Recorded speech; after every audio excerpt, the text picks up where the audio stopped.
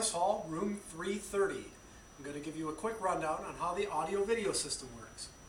The first thing that we'll note is at the teacher's podium at the front of the classroom, right underneath the keyboard tray is our controller.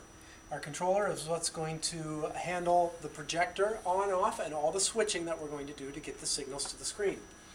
In the upper left-hand portion is the on-off switch for the display. Right now the light is highlighted on off, meaning the projector is off. If I press the on button, that's going to power the projector on. It takes about a minute for the projector to power up, so we don't want to do any switching until the green light stays a solid green up on the projector. So while it's booting up, I'm going to go ahead and log on to the computer here. Pull the keyboard tray out and then just follow the directions on the screen. Control-Alt-Delete to begin. Read the responsible use and click OK. Then I'll use my 8.4 username, just like the beginning of your email. And my password is my UWL NetID. And then this third line, I'm going to make sure to log on to the Eagle domain. So I'm logging on to Eagle. And I click OK, and the computer will boot up. Now, anything that I want the class to see, I'm going to select in the right-hand portion of the controller here. I'm going to press the PC button so that the PC is highlighted, and that will send that signal up to the projector, and you'll see it right on the screen. Some of the other sources that are available are the document camera. In the back portion of the document camera, I'm going to go ahead and power it on. It takes just a few seconds for it to get ready. My zoom and my autofocus are right here on the top of the unit. And anything that I place on the document camera will show up on the screen if I press the controller and select document camera.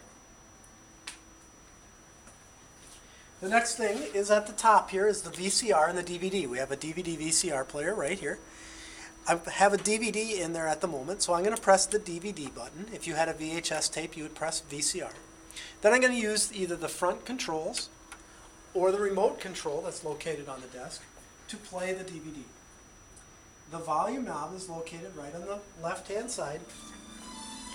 And if I turn it to the right, it will turn the volume up.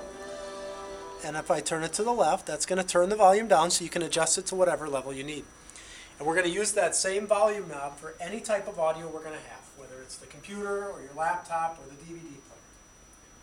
The last thing we're going to connect here is my laptop, and all of the different connections for the laptop are located in a little trap door on the top of the desk.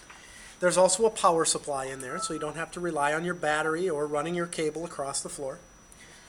There's a video cable and an audio cable, so I'll plug the video cable in to the video adapter, and then I'll plug the audio cable into the headphone jack. And anything else that has a headphone jack, like your iPod or an MP3 player, you can use the room's audio system to play those if you just plug this into your headphone jack, and then make sure that the laptop button is hit down on the controller. I hit the laptop button, but my laptop didn't show up on the screen right away, and that's because I didn't tell my laptop that I have an external projector selected. In order to let my computer know the setting, I'm going to hold down the function button and then hit the F8 key. On some computers, that will scroll through the different options automatically. On mine, it brings up a nice little menu. I'm going to switch from computer only to duplicate so that I have it on the screen and a duplicate copy up on the projector. Once I select that, it's going to take just a second for everything to adjust, and then my laptop is going to show up on the screen, and anything I do on the laptop will show up on the big screen.